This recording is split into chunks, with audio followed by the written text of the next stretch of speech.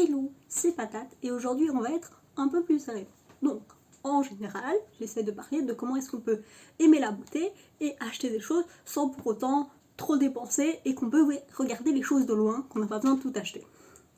Aujourd'hui, ça va être une vidéo un petit peu différente parce que je vais parler du fait que moi, je me définis comme une personne qui essaye, qui n'y arrive pas toujours, mais qui essaye d'acheter un maximum de produits non testés sur les animaux. Alors, en anglais, on dit le terme cruelty free. Et je vais définir ce terme, définir les problèmes qu'il y a avec ça et comment est-ce qu'on peut essayer de... Comment est-ce que moi je me définis. Le terme cruelty free, je vais utiliser la définition de Logical Harmony, qui est un blog cruelty free. Je mettrai... Alors, je ne vais pas citer à chaque fois toutes les sources que je vais utiliser, mais je vais toutes les mettre en description. Allez lire. Si vous vous intéressez un peu à ce que c'est être cruelty free ou qu'est-ce que c'est consommer des ingrédients qui rentrent dans le monde de la beauté de manière non testée sur les animaux, allez lire. Parce qu'il y a une énorme truc de ressources. La définition que je vais utiliser, c'est, je vais la traduire mais je la mettrai ici en anglais. Pour qu'une marque soit considérée cruelty free, le test sur les animaux ne doit avoir lieu à aucun moment ou n'être fait par aucune des parties. Cela s'étend des ingrédients jusqu'à ce que les produits soient basés sur le marché pour la vente. Donc ça veut dire que les ingrédients ne doivent pas être testés, mais qu'à aucun moment ça doit être testé jusqu'à ce que les produits soient mis à la vente, mais aussi donc avant qu'ils soient mis à la vente, donc pré-market, et après la vente, ils peuvent aussi être testés, c'est le post-market. Voilà, comme ça on est clair, point de vue définition. Pourquoi est-ce que moi j'essaye d'utiliser des produits qui sont non testés sur les animaux? Bah déjà, je suis végétarienne. Bonjour. J'essaye d'être végétarienne. Enfin, je mange pas de viande. Mais, du coup, bah, déjà ça rentre assez bien dans l'éthique, mais simplement, le principe de cruelty free, c'est de ne pas avoir de cruauté. Ici, c'est juste la cruauté sur les animaux. Je veux vraiment être claire, cruelty free ne comprend pas toutes les cruautés qui peuvent avoir lieu. Je ferai des vidéos là-dessus et sur des éthiques d'autres ingrédients, etc. plus tard. Mais, pour le moment, je vais juste parler du test sur les animaux. Et la deuxième chose qui est très très importante, et que si vous avez fait un petit peu de sciences, biologie, chimie ou quoi, ou médecine ou paramédicale, vous saurez, un animal n'est pas un humain. Si une chose est prouvée sur les animaux, c'est prouvé que dans le cas de cet animal, ça fonctionne ainsi, mais pas... On ne peut pas savoir exactement si ça va se passer sur les humains. Du coup, les tests sur les animaux sont un peu des tests qui sont obsolètes, selon mon humble avis, dans ce genre de cas. Je ne suis pas pour le fait de bannir l'entièreté des tests par les animaux, parce que oui, c'est de la cruauté, il faut dire ce qu'il y a, mais il faut étudier les choses, et j'ai des amis qui travaillent en biomédical, et je suis toujours amie avec elles, même si elles font des tests sur des souris. Je peux rien empêcher, je suis végétarienne, mais je mange de la gélatine dans les gélules de mes médicaments, foncièrement. Parce que je vais pas arrêter de prendre des médicaments pour... et être malade pour le fait d'être végétarienne. Voilà. Pour moi, la science est plus importante. Mais dans le cadre de la cosmétique, c'est pas une chose qui est nécessaire vu qu'on fait des cosmétiques qui sont pour les humains. C'est pas comme si on fait des traitements pour les animaux dans des études vétérinaires. En général, donc, on a des rapports de si des marques testent sur les animaux. Par exemple, L'Oréal est une marque qui, en général, teste pour les animaux. En Europe, la loi est que il ne faut... Alors, je fais ça de mémoire, j'ai pas ça dans mes notes. Si c'est faux, j'irai me corriger en editing. Au montage. Si un ingrédient... En Europe, le test sur les animaux n'a pas lieu, sauf si c'est un nouvel ingrédient. Si cet ingrédient n'a pas de données de test, il peut être testé sur les animaux, légalement en Europe. Dans le reste du monde, c'est différent. Et simplement, un produit peut être testé sur les animaux dans d'autres pays et être quand même vendu en Europe. C'est pas parce qu'une marque est vendue en Europe qu'elle est non testée sur les animaux. Voilà. Donc on a des marques, par exemple L'Oréal ou MAC, qui sont testées sur les animaux. C'est pas une question, c'est en fait, on a des preuves que c'est le cas. Alors comment est-ce que je sais si une marque est testée pour les animaux ou non? Il y a plusieurs blogs, donc Cruelty Free, Logical Harmony, où j'ai tiré ma définition, et j'ai aussi parlé de My Beauty Bunny. Il y a une liste de PETA, mais... PETA, c'est le Greenpeace des animaux. Non. Juste, si vous voulez vous renseigner sur PETA, je mettrai des vidéos en description de pourquoi est-ce que PETA c'est une organisation absolument dégoûtante et qui ne fait pas son travail. Genre, au-delà de pas faire leur travail, ils font des trucs dégoûtants en plus. Mais il y a une liste de PETA, mais qui n'est pas du tout fiable. Mais les autres listes que je vous ai dit sont beaucoup plus fiables. Et moi, en général, si une marque n'est pas sur ces listes, enfin est sur ces listes de marques cruelty-free, je considère que je peux l'acheter. Alors, le gros point qui fait qu'une marque est cruelty-free ou pas, en général, et qui fait que parfois elle arrive sur des zones grisées, on ne sait pas exactement, c'est la vente en Chine. La Chine, ici quand je parle de la Chine, je parle de mainland China. Donc, pas Hong Kong, Macao et Taïwan. Ce n'est pas, la loi ne porte pas sur ces endroits-là.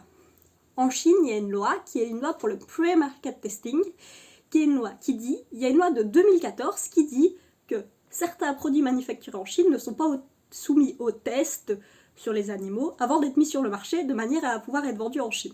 Ce qui veut dire que si un produit est fait en Chine, certains de ces produits peuvent être vendus en Chine et sans avoir de test avant d'être vendus en Chine. Quand je dis vendu en Chine, c'est pas vendu en ligne. Tout peut être vendu en ligne en Chine sans être testé. C'est si on a un magasin réel qu'il faut tester en Chine. Voilà. Pour être clair, en Chine, pas Hong Kong, pas Macao, pas Taïwan. Je vais dire la Chine, mais sachez que c'est pas ces endroits-là. Et la loi doit changer en 2021 de manière à ce que le test diminue. Mais, par exemple, dans la loi, des produits qui sont dangereux, des nouveaux ingrédients, etc., seront toujours testés. Donc si une marque vous dit on va en Chine, on évite le pre-market testing, je les crois, c'est tout à fait possible, c'est pas facile, mais c'est tout à fait possible. Nutstick c'était un grand exemple. Mais le problème ne vient pas de là en Chine. Le problème vient du fait du post-market testing. Donc en Chine, le principe est que tout produit, et c'est pour ça qu'on parle du fait que c'est vendu en vrai, tout produit qui est vendu en vrai peut être repris de l'étalage, pour être testé s'il y a quelqu'un qui vient faire une plainte. Imaginons, moi j'utilise une crème, je fais une réaction allergique, je peux aller me plaindre du fait que j'ai fait une réaction allergique avec la crème et les autorités chinoises peuvent aller prendre la crème et faire eux-mêmes des tests sur les animaux. Et c'est ça le problème. Le problème c'est que ça déjà on n'a pas, déjà c'est la Chine, donc on n'a pas tous les papiers qui prouvent quelle marque exactement. Et on ne sait pas si ça peut avoir lieu. Ça peut tout le temps avoir lieu. Il y a certaines marques comme First Aid Witty, Wet n Wild, Physician Formula, Kaleidos qui disent qu'elles fonctionnent avec les autorités chinoises de manière à ce que s'il y a un problème avec un produit, les autorités chinoises vont d'abord les contacter elles, comme ça elles retirent le produit du marché et il n'y a pas de test. Et que c'est comme ça que, par exemple, je vais prendre l'exemple de First Aid Beauty, se considère toujours cruelty-free, même si ça va en Chine. Alors, et c'est là que vient le problème. Il y a un blog de My Beauty Bunny qui explique tout ça, et qui dit aussi qu'il serait possible que des tests post-market aient lieu partout dans le monde, de la même manière qu'en Chine.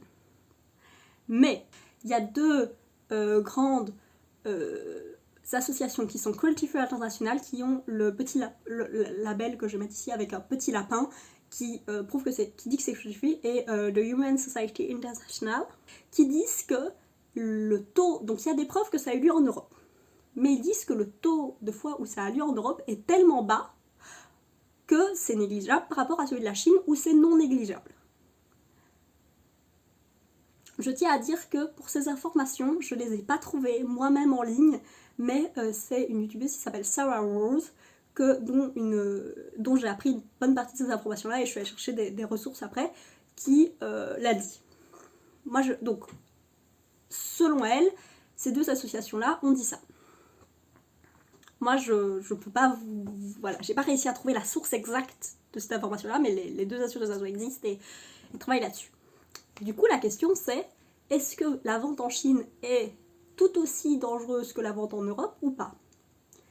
Et là, est-ce que le fait que cruelty-free, donc non testés sur animaux, ne contiennent pas la Chine, est un problème de racisme? Et c'est là qu'on arrive à que la bulle de qu'est-ce qu'on prend en compte explose. La question c'est, est-ce que c'est du racine de la xénophobie, le fait qu'on dise, voilà, si c'est vendu en Chine, avec tous les biais qu'on a de ce qui est vendu et produit en Chine, même actuellement, si on achète quelque chose qui est fait en Chine, on considère automatiquement que c'est de la mauvaise qualité, enfin la majorité des gens. Bah, est-ce que c'est aussi un biais du fait de dire que le post-market testing en Chine a lieu tellement souvent et que ça peut faire qu'une marque qui vend en Chine n'est plus cultivée?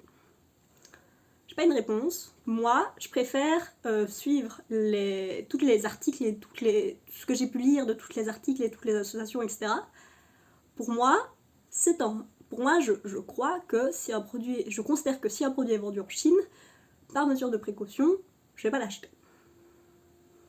De manière à ce qu'il ne soit non testé sur les animaux. Ça, c'est la réponse à la question de cruelty free. Si je le trouve sur une liste comme le Check à l'harmonie ou cruelty free, normalement, je vais considérer que je peux l'acheter. Pour finir cette vidéo, je vais simplement vous dire de déjà faire un maximum de vos recherches si vous vous intéressez au sujet et d'aller lire et regarder un maximum des vidéos que je vais mettre des articles que je vais mettre en description parce que là ici j'ai vraiment fait un résumé assez strict pour essayer de faire passer les points les plus importants. Et aussi, et je comprendrais totalement qu'on pense ça, c'est qu'il y a énormément d'autres problématiques comme le traitement des employés, le travail des enfants, l'esclavage, payer éthiquement les gens, l'impact écologique. Tout ça fait qu'une marque peut être plus ou moins éthique. Et c'est pas soit éthique, soit pas éthique. C'est une échelle. C'est pas blanc ou noir, il y a plein de nuances de gris. Et là, moi, là-dessus, je vais faire... C'est pour ça que je vous ai dit au début de vidéo, je vais faire d'autres vidéos pour parler d'autres problèmes, parce que je suis tout à fait consciente du fait qu'il y a d'autres problèmes qui existent et qu'il faut faire attention, parce que ça, c'est clairement pas le seul problème, mais pour moi, c'est un bon point de départ. Un bon point de dire, ok, est-ce qu'une marque fait ce truc basique pour moi, qui est ne pas tester sur les animaux? Si elle le fait, ok, je vais aller voir plus loin. Est-ce qu'il y a d'autres problèmes dans la marque? Si oui ou non, je vais décider de si je considère acheter la marque ou pas. J'espère que cette vidéo a été claire, compréhensible et que vous avez appris des choses. Passez une bonne fin de journée et des bisous.